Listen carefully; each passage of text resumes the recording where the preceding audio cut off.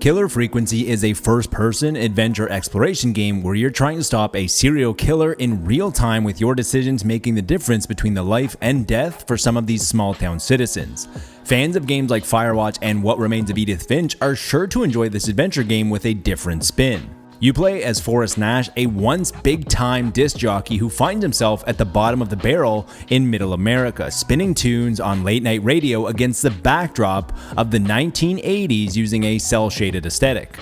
In a small town in Nowheresville, USA, with a population of around 1,000 people, there are only 3 members of law enforcement to help protect and serve this little town. You quickly become the last line of defense for the citizens of Gallows Creek, as 911 has now forwarded their calls to you at 189.16 KFAM. Having your producer on the other end unfolds personal stories that help build out the story a little bit more to give a real feeling to the town and helps understand who you are.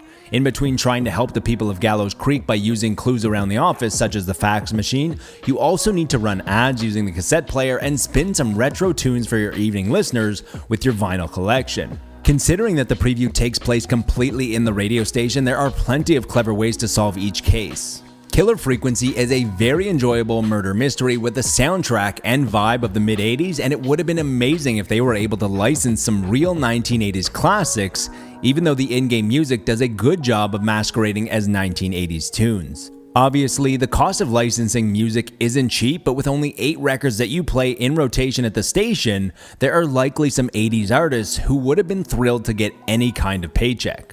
The music of Grand Theft Auto Vice City is a huge part of why that game became so iconic.